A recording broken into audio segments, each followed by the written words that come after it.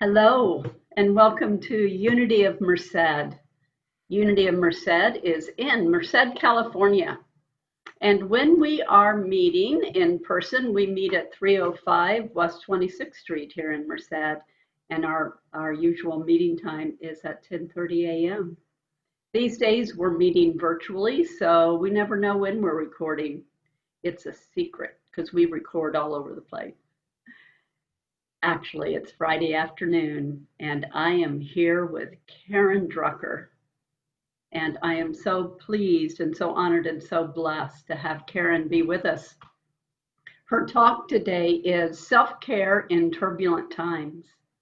And I called Karen the other day and I said, I'm feeling pretty empty. And would you please assist me with the service today so that I have a chance to replenish and refill and remember who I am. Remember, I'm always telling you to remember who you are. That's the trick. We are one in spirit, no separation. And so, Karen, thank you for being here with me today and being with all of us and whoever happens to click on this recording at some point in time in the world, and know that you are a blessing. And so as we begin, I want to share with you Unity's daily word reading for actually Saturday, September 26th. I chose this one because it goes so well, I believe, with what I think will be Karen's message. Joy. Joy fills my heart and colors my life. Many things can cause me to feel happy. Fun times with the people I love, my favorite pastimes, a lovely day, even revisiting a treasured memory. But feelings of happiness can be fleeting. Like rain clouds that darken a sunny day, my feelings of happiness can shift with the transient rhythms of life. Joy is different. A divine idea, joy is constant and enduring, always as near to me as my next breath. Choosing to live in a state of joy keeps me spiritually grounded and emotionally free. I make the commitment to look beyond happiness, to discover the joy from which it springs. I awaken to the sparkling, jewel-like joy of each moment and claim it for myself.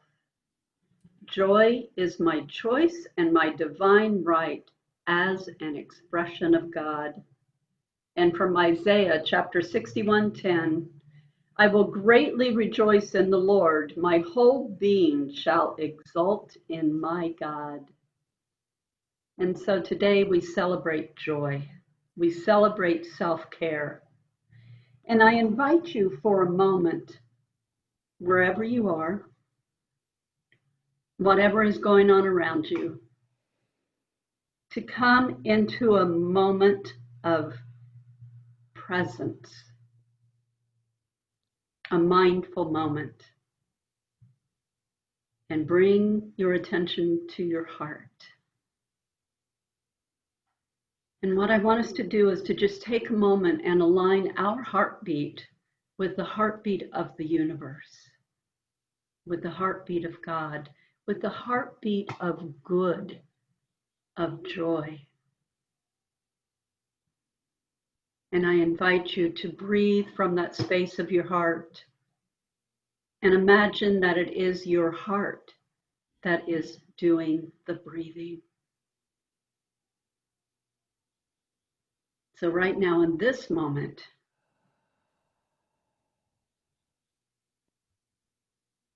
Karen and I come into this space of divine joy, of divine life. And we bless and give thanks for this time together. And remember, you can return to that place at any moment. Just take your attention back to your heart and reconnect and breathe from your heart, and all of the molecules within your body and around your body just begin to do this beautiful dance. And we are blessed. Karen, take it away. All right. Thank you so much. Boy, that was beautiful. You just got me totally in the groove here. So, good morning, everyone. It's nice to be with you today. And, I always love to start with a song. And actually, I even with that little the daily word, I have a song for everything. And there's a little chant that I wrote a long time ago. Joy fills every cell in my body. Every cell is alive with love. I relax into the healing process. I allow spirit to do what it does. So if you need a little joy song, that's your joy song. But here's the thing. I want you to sing along with me. This is my magic wand. So this little song I'm going to do for you right now, this is brand new. And it's hard for me not to sing along with you. So you But have to mute yourselves. I'm gonna sing in Yeah, my. you just have to mute I have to be yourself quiet. there for a while, but I'll come back to you. But you Oh, can I'll just do that. you could just go lie down. You need to lie down. You don't even have to be watching me right now. It's okay. Anyway, so this is a brand new song debuting here with you, and this is a song that I wrote about what is going on in our world and how we deal with it. So are you ready? I want you to sing along. I'll teach it to you. It goes like this. Let it be whatever it is. Let me cry if tears gotta fall. Let me stop if I need to rest. Let it be whatever it is. That's your part now. Let it be whatever it is. Let me cry if tears gotta fall. Let me stop if I need to rest. Let it be whatever it is. I keep thinking every day that I need to do more. Write that novel, clear the clutter, mop and wax all the floors. Can I set aside all my shoulds, coulds, and woulds? Can I be okay when it's not all good? So let it be whatever it is. Let me cry if tears gotta fall. Let me stop if I need to rest. Let it be whatever it is. Holding on to what was with all my might. Honey, it's over, it's done, it's out of sight. All the struggle, all the pain, gotta let it all go. When I trust my heart, then I know, just let it be whatever it is. Let me cry if tears gotta fall. Let me stop if I need to rest. Let it be whatever it is. Time to blow. And notice it matches the outfit. It's so important.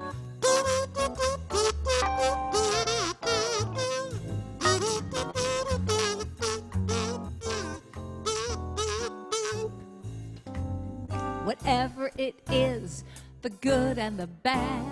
Whatever it is, the happy, the sad. Whatever it is, let it all be okay. Whatever it is, it just is. So let it be whatever it is. Let me cry if tears got to fall. Let me stop if I need to rest. Let it be whatever it is. Now let it be whatever it is. Let me cry if tears got to fall. Let me stop if I need to rest. I'm gonna let it be whatever it is. Now let it be whatever it is. What am I gonna do about it? It just is. I'm gonna let it be. Because Mother Mary comes to me and she says, honey child, what are you gonna do? Just let it be. Just surrender, take a breath, relax, let it be. This is my big applause here. Thank you, thank you.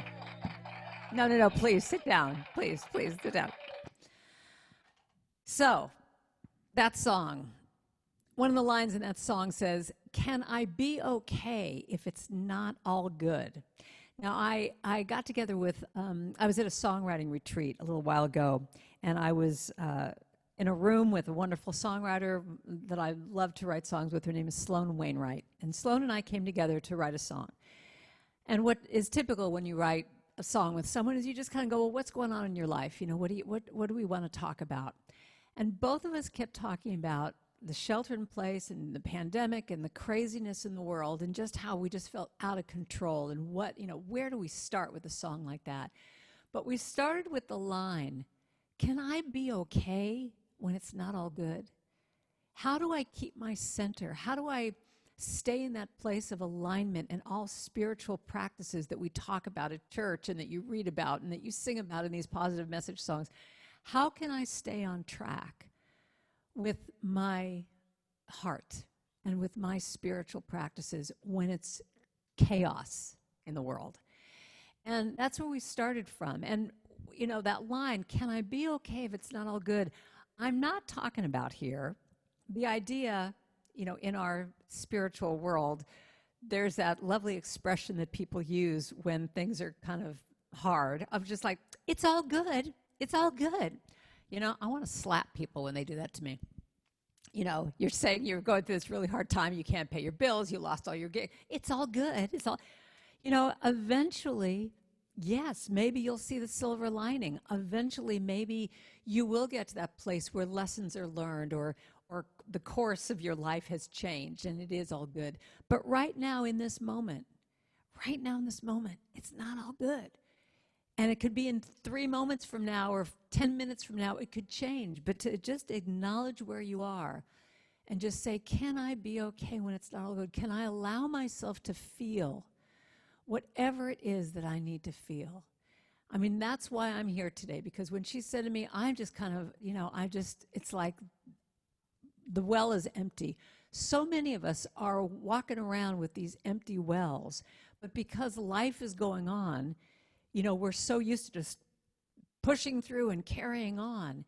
And, you know, in a way, it's a little bit like having 5 beach balls in a pool, and you're trying to keep all those beach balls under the water, and they keep popping up, and you keep going over like whack-a-mole and trying to get them all down. And the only way that I think that we really get to that place of letting it just be okay is when we let those balls all come up. And that's why that line in that song, "If I have to cry, let it be okay if I have to cry.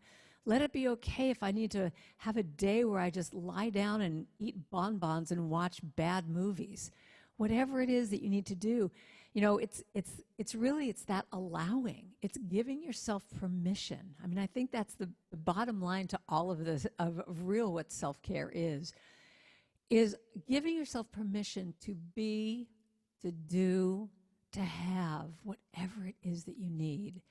And I love that she started off with talking about the heart, because this is one of my signature stories I say every time I do a workshop or a talk, is that one of my main spiritual practices that I talk about when I'm talking about self-care, or actually any practice, is this little practice I learned years ago, which is you put your hand over your heart, you take a deep breath, and you close your eyes, and you say, "Okay, little one, what does my heart have to say? What does my heart have to say in this moment?" And you do this first thing in the morning when you wake up. What does my heart have to say? And you just allow yourself to you ask that question 3 or 4 times, because the first answer that comes up is, what does my heart have to say? Oh, I better get ready and get going. But if you ask that question again, the next thing that could come up after you take a breath, what does my heart have to say? Wow, I know I need to rush off, but I'm really rushing every day. I just need to stop and take a breath. Then you take another deep breath. What does my heart have to say? And the next thing that could come up is like, wow, you know that meeting I have to do this afternoon? I don't want to do it. I just want to lie down and read a book. And you keep asking this question until you get to the truth. Now, here's the kicker with this, is that the truth could come up, I don't want to do that meeting this afternoon, let's say. But you get to have a choice of either acting on that or not. But even just telling the truth to yourself is the first part of self-care that I think is so important. The very first thing of just allowing the truth to come up, saying, I don't want to do that meeting, but then you have a choice of saying, you know, it would be too disturbing and too upsetting to me right now to confront this person and say, I don't want to have the meeting with you. I am aware what I need, and I'm going to still go ahead and do it, but I'm going to make up for it maybe later on. I'll take that nap, or I'll get myself a massage in 2 days. But it's telling the truth. And so oftentimes, I think we're so used to just being in that mode, got to keep going, that we don't even allow ourselves that time, that radical self-care to just say, what do I really need in this moment? You know, and I give her big brownie points of just saying, what is she checked it with her heart, what do I need? I need to have Karen do the talk today. That's fabulous. What do you need? And you start to allow yourself to ask for what you need. So going back to this exercise, the way that I got this idea was years ago. I was part of a theater troupe that went around to all the different pediatric wards in San Francisco. And in this little show, my character was called Dr. Heart. And I had a heart smock and heart earrings and heart hat. And I mean, I was just one big gigantic heart. And my job in this show was to walk around with a little heart stethoscope and go to all the children who were just sitting there watching this, and they were all hooked up to machines, but their parents or the doctors weren't in the room. It was just this little puppet show and these little children. And my job in this show was to go up to each of the little children and say, put my stethoscope on their little heart and say, what does your heart have to say today? What does your heart have to say? And each of these little lammy poos would look up at me with these big eyes, and just, I could see them just like feeling like, could they actually say what they really wanted to say? Or did they have to censor it because they were afraid of getting their doctors upset or their parents upset? But it was Dr. Hart, and they just opened up to me and said, I just really want to go out and play, or I'm just so nervous because I can see my parents are so worried and I don't know how to make them feel better. And what I realized in this process of doing this exercise with them was that when we allow ourselves to just tell the truth about what does our heart have to say, we create the foundation of our day of being in alignment with spirit, being in alignment with the truth of what it is that we need in that day, or what it is that, you know, what is our quality that we want to say. I mean, when I do that with myself, what does my heart have to say? Sometimes the word be present just comes up. And then that becomes then the foundation of my day. I want to be present. My heart is telling me just whatever you can do to be present, do that. So when we talk about self-care, you know, there's different layers of it. You know, of course, the obvious layer is, you know, eating well, getting enough sleep, all that stuff, exercising. But I want to drop it down to these notches that are sometimes a little uncomfortable. And when I mentioned before the concept of just telling the truth to yourself, one of the things that comes up a lot of times in this radical self-care is saying no, is just a flat out, no, I can't do this. You know, if I'm going to really take care of myself, I can't do this for you. And that gets really uncomfortable sometimes for us, especially women. In all the women's retreats that I lead, it's like that's the number one thing for women, because we're used to identifying as, you know, helpers, and I'm going to be the best friend and always be there for you. But when you're coming from an empty well, how can you really be fully present to someone else? So I wrote a song. You all have to know, actually, that all my songs, you get to see what all my issues are, because all my songs that I write are messages to myself. And I wrote a song to myself around this issue, because it's a big issue for me, called N.O. is my new yes. And one of the lines in the song says, how good is my giving, how authentic, how true, when I cheat me just to please you. I'm going to say that again. How good is my giving, how authentic, how true, when I cheat me just to please you. So people have said to me before, when I've taught this in my workshop, they would say, well, but being in service is such an admirable thing. And, here I volunteer for everything at church. And isn't that great that I volunteer?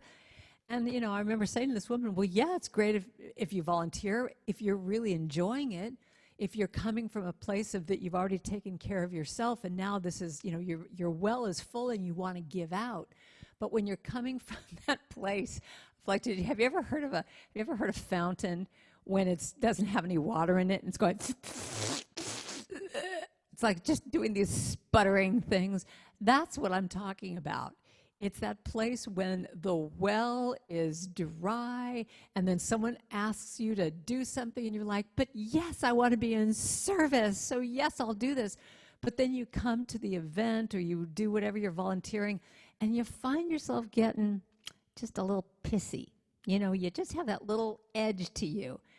And a lot of times I look at when you have that little edge, or I call it my little knot in the stomach, when you get a little eek thing, that's your spirit going, hello, did you check in with yourself today? Do you really want to do this? And it's telling the truth about that, and it's allowing it to be that you might disappoint someone. So Cheryl Richardson has a great line that says, to be truly authentic to yourself, you have to be willing to disappoint someone, sometimes every day. To be truly authentic to yourself, you have to be willing that you might disappoint someone because they have their agenda, but you have yours. And we're so used to throwing our agenda, our idea of what we need under the bus just to make sure that that person's okay. And so that's why when I call this radical self-care, that's why it feels like it's radical, because we're just not used to disappointing people. We want to be nice, we want to be liked. But when we're talking about this kind of self-care, because right now we are in wacky times. I don't know about you, but it's a pretty wacky time for me in my life. And the truth is, I'm grieving. I'm grieving a lot of places in my life that are not the same anymore. And to give myself space to do that, sometimes I've had to turn people down or turn down gigs or turn down things just so that I could have that space to feel it. And also for me to be aware of how I've kept busyness as one of my ways of not feeling it. But the truth is, right now, to really allow those beach balls to come up, and if you need to cry about what is not happening for you anymore, or what is going on in the world, or taking on, reading, looking at the news and just crying about that, or whatever it is that you need to do. There might be days that you feel joyously happy. I mean, I've been in this really interesting place with all this, because when this first happened, all my gigs for the year went away like that. The entire year, I was unemployed, just going, oh my God, how am I going to make it? And then I had, on the flip side of that, another part came in and went, oh my God, I don't have to fly anywhere. I get to stay home and putter and play with my cats and plant flowers and do all these things that I never have time for. So you can have both things happen. You could be joyous about everything. You could have unhappiness. You could have the whole thing going on. But it's allowing it. It's allowing it. It's giving yourself permission to just let it be whatever it is. So I found this on the internet. I love this because there were a few things going around on Facebook with people. I felt like they were almost shaming people for in this shelter in place time, that they weren't doing more and writing a novel and losing that weight and clearing out the clutter. And some people got into doing that.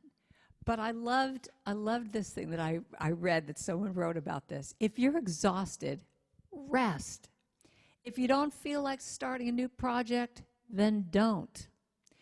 If you don't feel the urge to make something new, just rest in the beauty of the old, the familiar, and the known. If you don't feel like talking, stay silent. If you're fed up with the news, turn it off. That's what I need to tell myself. If you want to postpone something until tomorrow, do it.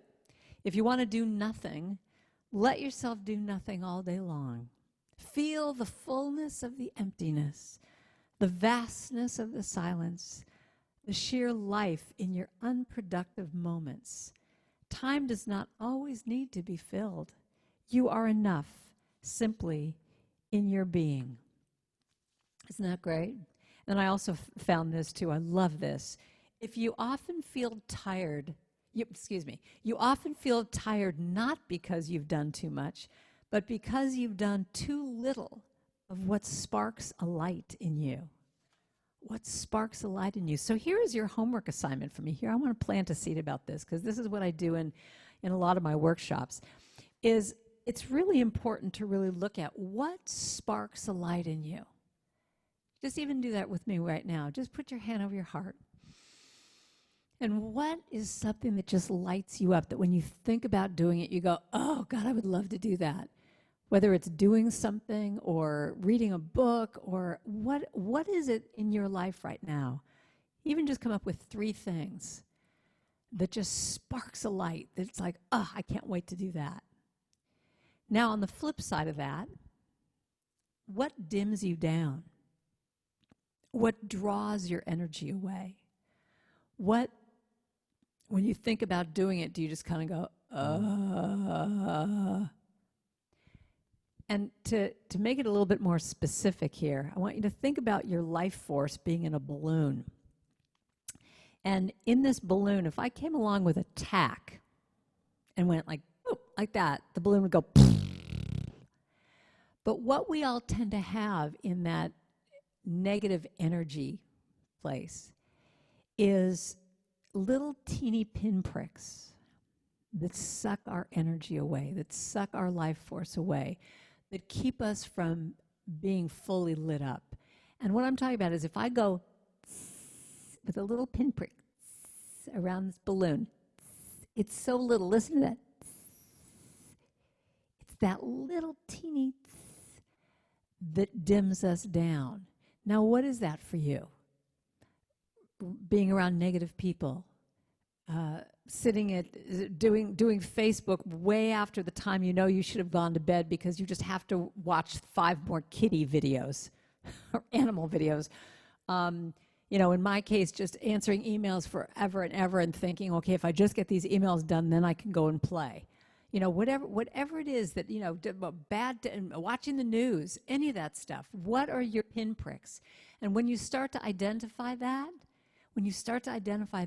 that's when you start to get that life force back, because you start to just take those ways that you are taking away from your self-care, and you start to focus in on that's a no, but what is my yes? What lights me up? What's my yes? And so my homework for you this week is to look at what is one thing you could do when you identify that, when you identify what is your yes, and you ask yourself, how often am I giving that to myself? Are there ways that you could give yourself more of the things that really light you up? Because here's the thing. I'm on a mission, and the mission is for us to help each other through this time and to be there for each other, to be connected. I mean, as much as your church is not meeting together, you have this community that you meet with on Zoom, and maybe you're doing emails back and forth, whatever, but you are this community, you are this tribe that is helping each other through this. And to me, the bottom line of why I like to do this work, and this is my work too. I mean, I don't have this self-care stuff down, I'll tell you. I mean, I'm just always working on, always asking myself, what do you need today, little girl? And I truly believe that when we fill up our wells, that's how we heal the world right now and all the divide that's going on. And that's how we can be there for each other.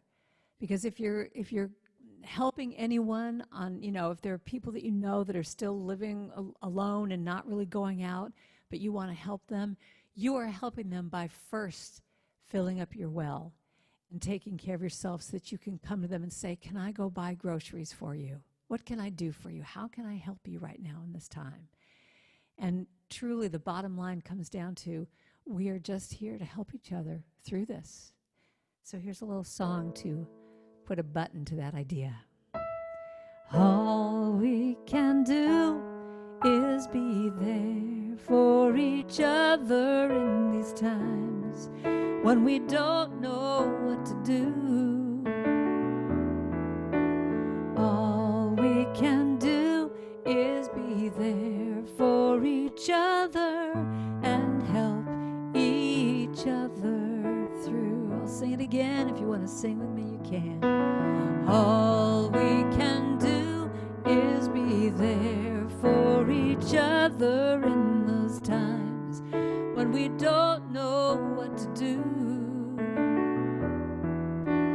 All we can do is be there for each other and help each other through. And help each other through.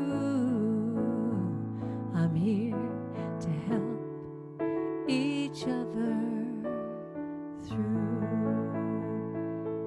So fill up your well and help yourself first and help the world and heal the world. Thanks for listening. Oh, thank you. Perfect, perfect, Karen. Perfect for these moments, perfect for these times. Thanks. Yeah, all we can do is to be there for each other and to help each other through. And as we do that, we do help ourselves. And I love that, finding that authentic place. Finding that authentic place is so very, very important. And being brave, being brave and courageous to be able to say, no, thank you. I forgot to show you this. Oh. I have this right next to my phone to remind me. That's awesome. One little no button on one shoulder, and another little yes button on the other shoulder. I have both of them. Yep. Oh, my sincere desire is that each one of you listening and viewing this, that you are able to be courageous and bold and take care of yourself and do the dance of self-care. Do the dance of both and. Yeah. Yeah. Yeah. Yeah. So it's can I be bold for a moment here? Yes. Oh, and do you want to talk about this is Friday.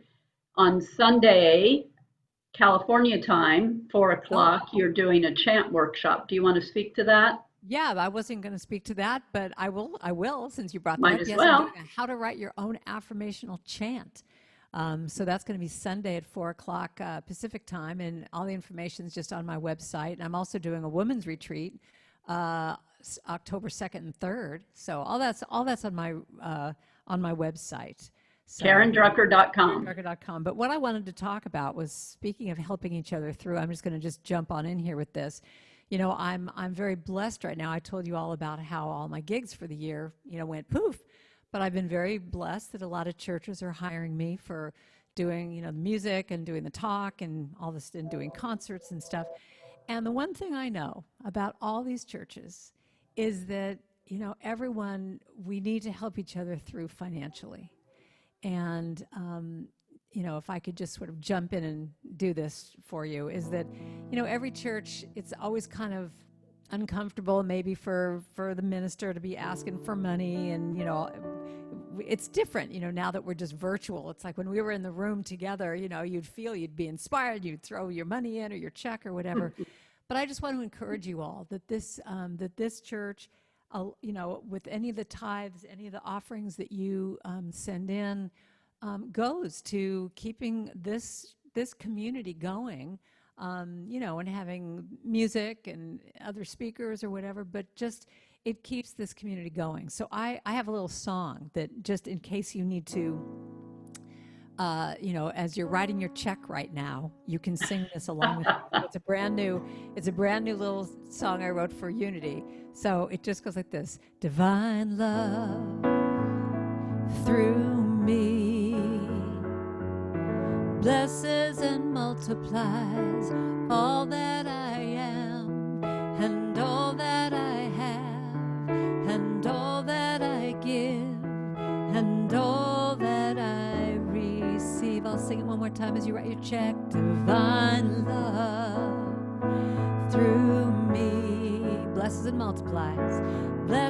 and multiplies all that I am and all that I have and all that I give and all that I receive. And we are so grateful. And we are so very grateful for all of the love, for all of the generosity, and for all of the compassion to and for each other. And my fervent desire is that you remember to remember who you are, a Christed being, one with everything that exists. There is absolutely no separation. There cannot be. We are all one body. Remember to remember who you are. And in closing, we affirm our prayer for protection. The light of God surrounds us. The love of God enfolds us. The power of God protects us, and the presence of God watches over us. Wherever we are, God is, and all is love. Yeah. So let's end with this little song of mine. Let there be peace, I am a stand for peace. Let there be love, I am a stand for love. Let there be joy, I am a stand for joy. We are making a new world now. It goes like this. Let there be peace, I am a stand for peace. Let there be love, I am a stand for love. Let there be joy, I am a stand for joy. We are making a new world now. That's the whole thing. Let there be peace, I am a stand. I am a stand for peace. Let there be love, I am a stand for love. Let there be joy, I am a stand for joy. We are making a new world now. Just that last line. We are making a new world now. We sure are, aren't we? We are making a new world now. Thank you. Thank you so much. And everyone, this is Twyla and Karen saying, remember to love yourself and have an awesome rest of your day. Bye for now.